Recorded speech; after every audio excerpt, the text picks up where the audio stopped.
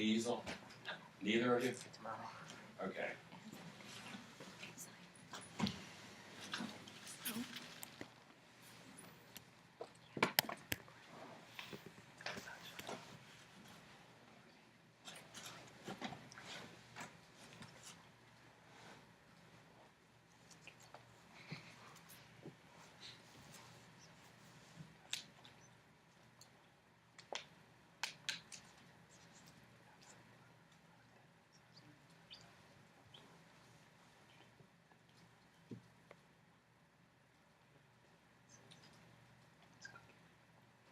Okay.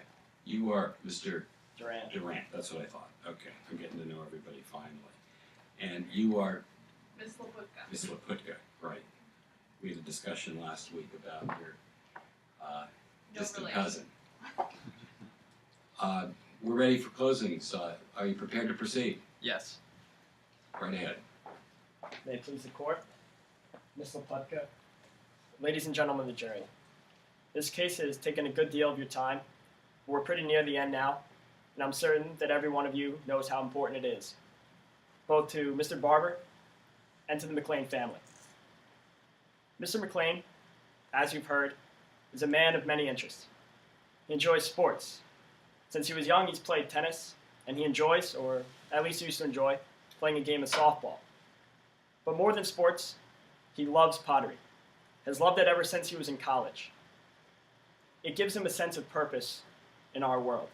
It is a sense of livelihood, not only in the sense that he generates income from it, but also in the sense that he can contribute to society. He can allow society to see his beautiful artwork.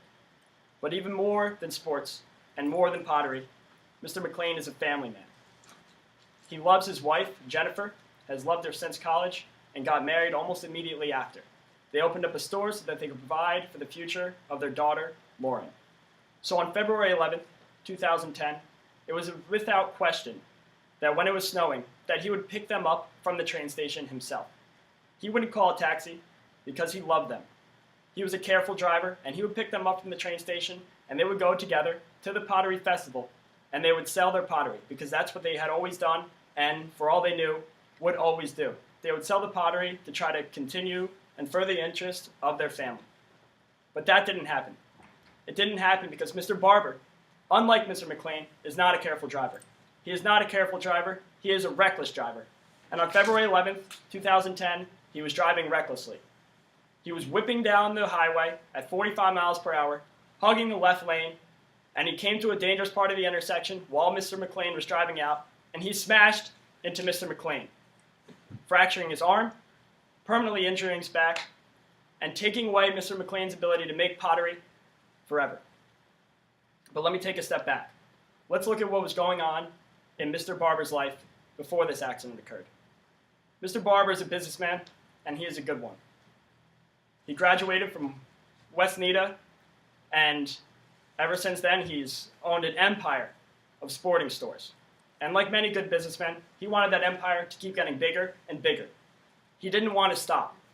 On February 11th, 2010, he was going to open another business store, or another sports store, at West Nita Mall.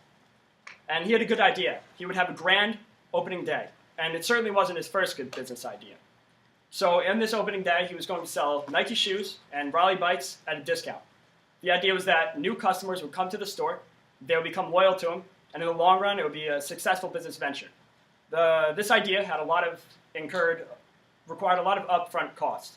He had to pay for advertising, he had to pay his employees extra, and because he was the boss, he had to work hard himself that week. He was only sleeping 5 hours a night. But when that day came, February 11th, 2010, the blizzard ruined his big day. He had to send everyone home, his employees. No one came to the store. He lost a lot of money. Not only the cost of advertising, not only the cost of paying his employees, but he lost all the foregone income that he would have earned had the customers have been able to go to his store. Understandably, he was angry, as any businessman would be. So, angry and annoyed, he hopped into his caddy, as he calls it, and he headed home. He was driving fast on the highway, 40 miles per hour, hogging the left part of the lane. The snow was coming down hard, but he didn't care. He was in his caddy. forgetting all the traffic violations he had received in the past, trying to forget about how much money he had just lost. And when he came to a dangerous part of the intersection, he just kept doing what he was doing. So when Mr. McLean pulled out carefully, Mr. Barber lost control of something for the second time that day. First time, it was his grand opening. The second time, it was his car. So he slid and he smashed into the back of Mr. McLean, ruining Mr. McLean's life as he knew it. Now, Mr. Barber described that day as him hitting the back of a small red foreign car. That might have just been a small Toyota, but it was a car of the McLean family. When Mr. Barber hit it, he ruined their lives as they knew it. Now, Ms. Laputka, as is her job, is going to tell you a different story. She'll have you believe that Mr. McLean was not careful for once, and that he pulled out negligently, and that it was his fault that the crash occurred. She'll have you believe the testimonies of Jeremy Brown and Stephen Peterson, of Dr. Kaplan, and of Mr. Barber himself. Now, folks, I don't think anyone in this case is a liar. I think they're all upstanding members of the community trying to do their best to uphold the interests of justice. So let's take a look at these witnesses a little more. Let's see whose description of the facts is the most accurate one. Now, Jeremy Brown and Stephen Peterson are two young guys, and on that day, they had just had a long, early shift. They were tired, and they had just eaten a big breakfast. And I know what that's like to eat a lot and to be tired. I had that experience on Thanksgiving. You know, you're tired. So they were tired and sitting in their car, and the snow was coming down hard, and the visibility was low, and they had 7 cars in front of them and a pickup truck. And in this state, they were each paying enough attention to see both Mr. McLean's and Mr. Barber's car and to know exactly who was at fault in the accident. That is the position of the defense. Now, let's look at Mr. Barber. Mr. Barber was driving quickly, and he was hugging the left side of the lane, as all the witnesses claim. And the road was covered in snow. And he claims that Mr. McLean slid into Mr. Barber's lane. But if Mr. Barber is hugging the left side of the lane, and he can't see the dotted line, if he did slide to the left, he would honestly think that Mr. McLean was in Mr. Barber's lane, when really Mr. Barber was in Mr. McLean's lane. So let's look at the other witness, Dr. Kaplan. Now, this witness is particularly revealing of the defense's strategy, and it gets a little complicated. Essentially, the defense is saying that even if you all find that the accident was Mr. Barber's fault, Mr. Barber should still not take responsibility for Mr. McLean's injuries. The injuries were, regardless, Mr. McLean's fault. And she'll have you believe this because Mr. McLean went to a softball game and missed a couple of physical therapy sessions. It's a weak strategy, and it's a desperate one. And the only one who agrees with it is Dr. Kaplan, a woman who's been practicing medicine for only a couple of years. Clearly, Dr. Kaplan is an intelligent, nice woman, and no doubt will be a great doctor someday. But we all know how much experience plays in a profession. You all have seen it. Doesn't matter if it's carpentry, the law, or medicine. Dr. Gratch, on the other hand, has been practicing medicine for 40 years. He has been doing it ever since he graduated from Johns Hopkins University, one of our nation's preeminent medical schools. And indeed, he is a professor. He has taught medicine, and he has published extensively in the medical field. And on top of all this, he has had almost a lifelong relationship with Mr. McLean. In his professional, wise, experienced, personal opinion, the injuries were not the result of Mr. McLean. They were solely the result of the crash. The crash is the reason that Mr. McLean cannot do pottery anymore. Now, the plaintiff has presented to you 3 more witnesses. Mark Dennison is a mechanic and a military man. He's familiar with cars, having worked on them his whole life, and he knows how to appraise quick, violent situations from his experience in the military. In his opinion, and he had a clear view of the crash, the accident, the crash was Mr. Barber's fault, not Mr. McLean's. Mr. McLean did nothing wrong. The defense can think of no way to undermine Mr. Dennison's testimony, so they've instead tried to attack his integrity the integrity of a man who was honorably discharged after serving our military. They allege that because Mr. Dennison received a few coffee mugs and thanks, that he has somehow been corrupted. It's a defensive strategy, and it shows only the defense's desperation. The defense has similarly been unable to undermine the testimonies of Mr. McLean and Officer Fusco. The defense correctly points out that Mr. McLean did have pottery in his car that day, but it was not blocking his side view mirror, which is the mirror we all use when we pull out onto the highway. And with respect to Officer Fusco, the defense has employed a similar strategy to the one he used against Mr. Dennison. That is, to attack the competency of a well-respected man. They say that the blizzard was too chaotic, that Officer Fusco could not handle it all. Folks, this isn't true. Officer Fusco is on the verge of a promotion because the police force has recognized his hard work, dedication, and talent. And the only reason he didn't have Mr. Barber's perspective in the report that day was, in Officer Fusco's own words, that Mr. Barber was belligerent. He was so belligerent that he refused to speak to Officer Fusco, refused to speak to a man who every day tries to protect our community.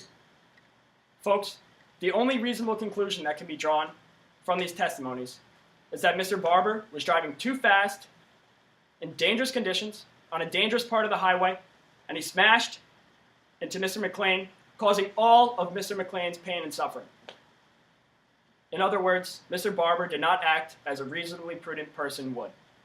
Now, because Mr. Barber caused this injury, Mr. McLean is entitled to fair and just damages. Nothing extravagant. Now, we've talked a little bit about the damages during the trial, but I want to review them briefly with you once more. There are 6 primary categories: automobile expenses, medical expenses, value of the pottery, pain and suffering, lost earnings, and loss of consortium. Now, the first 3 categories are pretty simple, and they total $51,000, and that includes past and future medical expenses, the value of Mr. McLean's totaled car, and also the $6,000 pottery that was in Mr. McLean's car, and also the deposit Mr. McLean put down. Now, the final 3 categories are a little more complicated. They entail a lot more. The first one is loss of earnings. Mr. McLean is by trade a potter. He makes pottery. That's what he was trained to do since college. But Mr. Barber has taken that ability away from him. Mr. McLean can no longer do what he loves. He can no longer generate that source of revenue.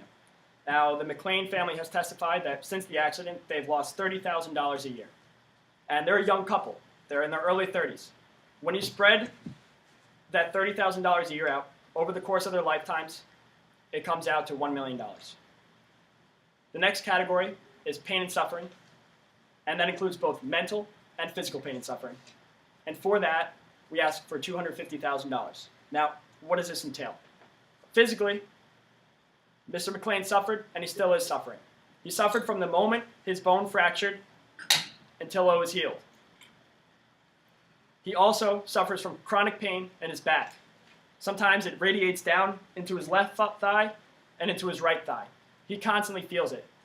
More than that, though, he constantly has to worry about it. Whenever he goes to bend down, whenever he has to hold boring, he has to worry that his back pain is going to come. It brings him mental anguish. But more than that, though he doesn't like to admit it, Mr. McLean is depressed. He's suffering from depression because of this accident. He's sad. He's more irritable. As I said before, we all have that thing in our lives that makes us feel as if we can make a contribution to our world.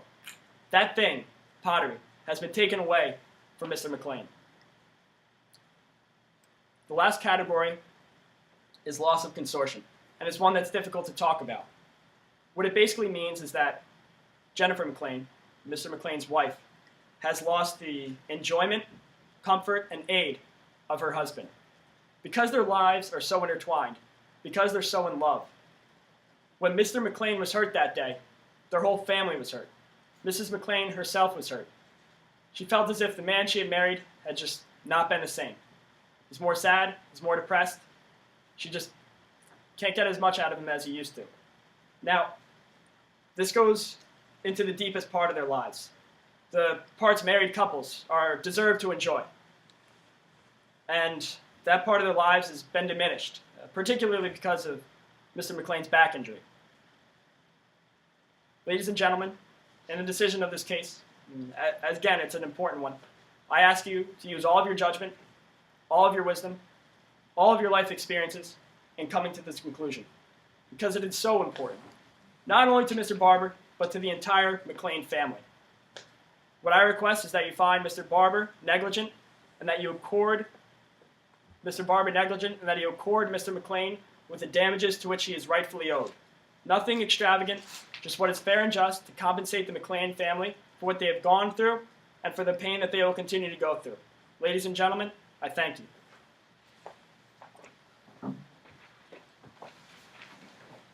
Counsel? Dennis McLean is asking for $1.5 million in this case. That's a lot of money. And before Mr. McLean is entitled to anything, he has to meet a burden of proof. Now, he has to prove that the extent of his injuries are the result of this car accident. But more than that, he has to prove that this car accident wasn't his fault. He needs to prove that Alex Barber caused this accident. Now, the plaintiff has come forth with a very compelling story, and it's very sad that Mr. McLean has lost his ability to make pottery, and that he may have lost his career, and that it's affecting his livelihood and his relationship with his family. But a compelling story isn't evidence. That's not proof. And so what we need to do is take a step back and look at the evidence in this case and see, did Mr. McLean meet his burden of proof? And if we take a look, we see that he didn't. Now, as counsel explained, most of what Mr. McLean is asking for in damages is related to his injuries and the consequences of the injuries that he says are the direct result of this accident. But there are really three injuries that are at issue here, and that's Mr. McLean's mental suffering, his back injury, and his wrist injury. So if we take a look at the therapy, Dr. Vitale testified that Mr. McLean is depressed, and that's true, he is. But he's not depressed because of this car accident. He's depressed because of his family situation. He was depressed before this accident, he was depressed on the day of this accident, and he continues to be depressed long after this accident has concluded. And the reason for that is because he believes that his parents love his younger brother more than they love him. And quite frankly, that depression and those thoughts have nothing to do with Alex Barber. Look at the back injury. Now, Dr. Kaplan, who was certified as an expert by this court, just as Dr. Gratch was, said he didn't think there was enough evidence to conclude whether or not that back injury was the result of this accident. So Mr. McLean has a history of back injuries. Now, the injury that we're talking about today just so happens to be in the exact same place as those previous injuries. And as Dr. Kaplan testified, the course of a back injury, it can be unpredictable. A patient can suffer from an injury for months or even years without it manifesting into painful symptoms. So we don't know. There's no way to tell if this injury is connected to this accident. You know how we could have told? Maybe if Mr. McLean had said something. When he was in the emergency room, if he had said something about his back pain.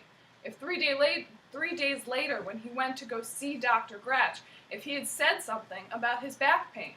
But he didn't. He didn't say anything about back pain until 2 weeks after this accident occurred. So how can we know? If Dr. Kaplan couldn't know with medical certainty that this back injury was connected to this accident, we can't know either. Now, I want to take you back to the beginning of this trial when Mr. McLean's attorney told you that he was fighting with every breath that he had to repair himself, to heal these injuries and to become the man that he used to be. Now, as they said, he's in a pretty desperate situation. Said his life is ruined forever. But he was presented with a possible solution, his back injuries.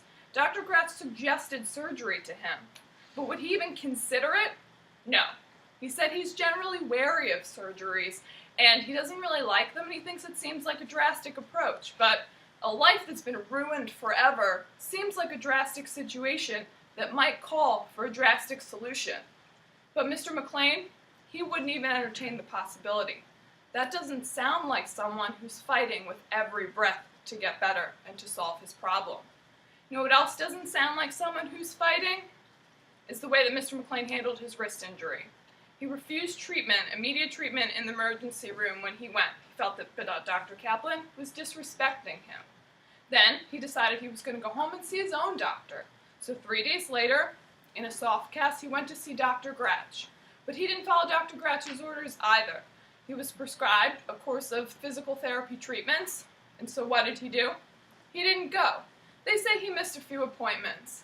He missed more than a few appointments. He only attended 59% of his physical therapy appointments.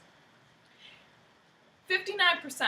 If he was being graded, if he was tested on his attendance at physical therapy, he would get an F. That's not a man that's fighting. But let's give him the benefit of the doubt. Let's see, why didn't he go to those appointments? Maybe he has a good reason. Now, he said he had car trouble or something, but the truth came out in his testimony. He said he didn't like his therapist. They had a personality conflict. He didn't think that she was supportive of him. She wasn't sympathetic to his injury, and he wasn't making the progress that he thought he should be making. Now, maybe he wasn't making progress because he wasn't going to appointments, but maybe he wasn't making progress because he wasn't doing his at-home exercises. His physical therapist gave him a course of exercises to do at home, and when asked about them, Mr. McLean, did you do those exercises? Did you follow the program? He admitted it. He said, not to a T. No. Despite the fact that he was told that if he followed the program, he would have an increased chance of fully healing from this injury. That doesn't sound like someone who's desperate to return to a state of normalcy. Finally, they say he used to enjoy softball. Well, I can tell you that Mr. McLean still enjoys softball because his doctor told him not to play in a game, and yet over Labor Day weekend, he decided that he knew better, and he went to play. This is not a man who's fighting with every breath to heal himself from these injuries and get back to the way that things used to be. But that's really secondary because in the beginning I told you that what he really has to prove is that this accident was caused by Alex Barber. And so when we look, we see he didn't do that. He couldn't have done that because this accident was Dennis McLean's fault. Now, other than Mr. Barber and Mr. McLean, who obviously have conflicting stories about what happened that day, we heard from 4 witnesses about what happened at this accident.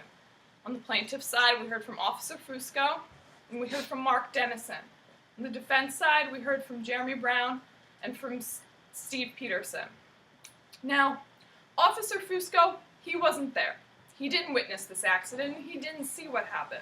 So he had to rely on the accounts of other people, these other witnesses, to piece together his police report.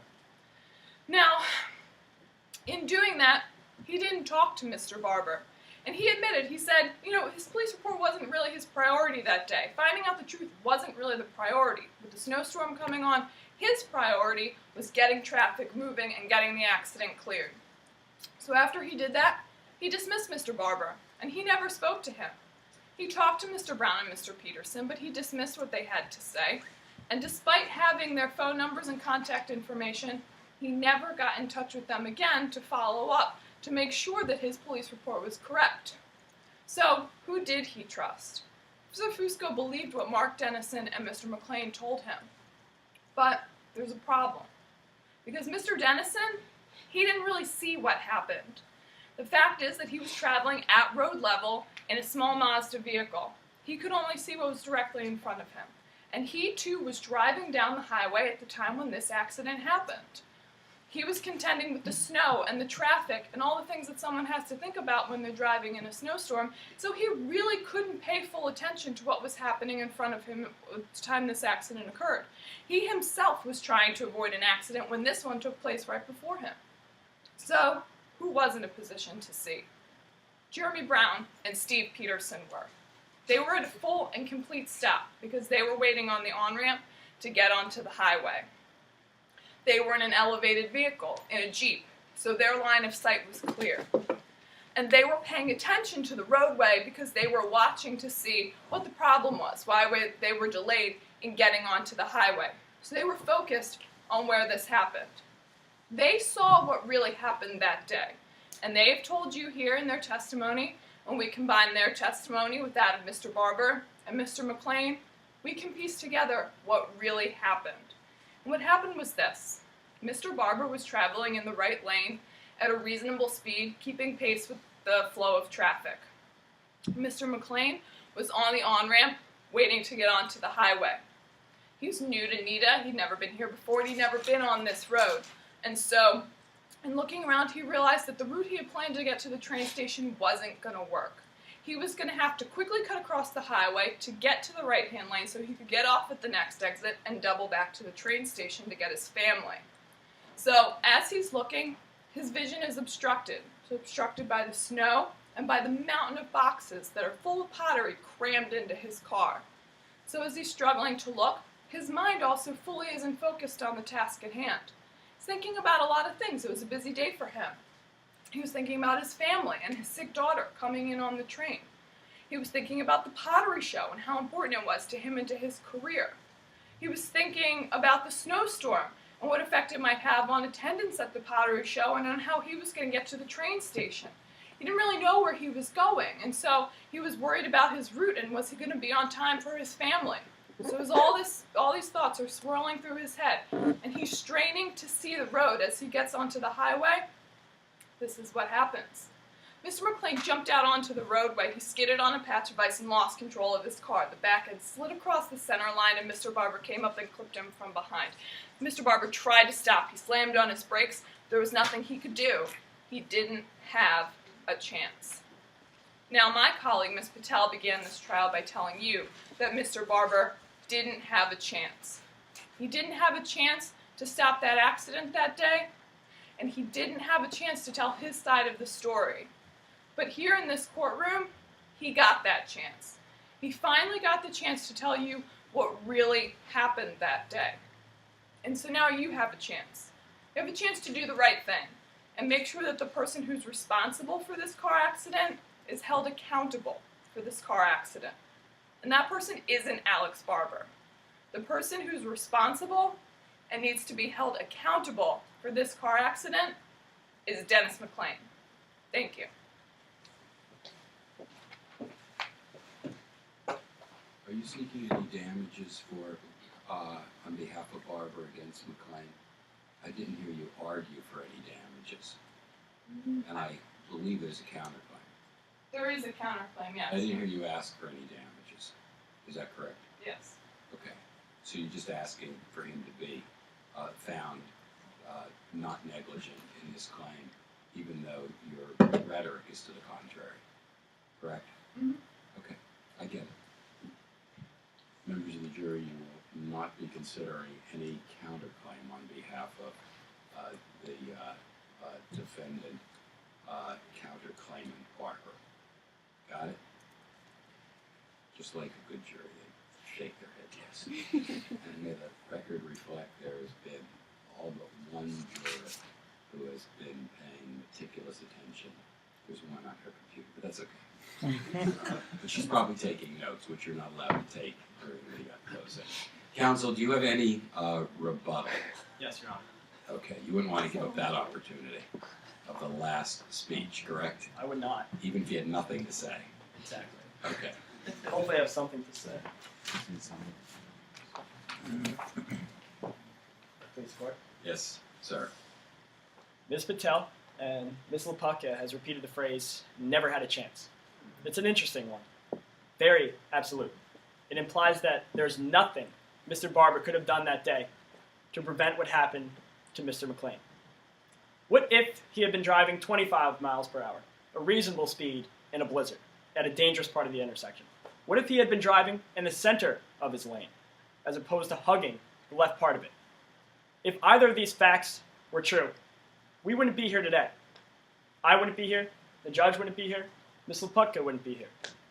Mr. Barber would be off opening another store, Mr. McLean would be making pottery. You yourselves would be home with your families or off at work. But that's not the case. Mr. Barber was driving too fast and he was hugging the left side of the lane. That's why I'm here. That's why the judge is here. You're here. Ms. Leputka's here. Mr. Barber's here. That's why we're all here. You're here to review the facts dispassionately and to come to a conclusion. Now, Ms. Leputka said that my client Mr. McLean, isn't fighting with every breath he has. Well, this isn't a fight he ever should have had to fight. Mr. Barber smashed into him, and he imposed this whole situation upon him.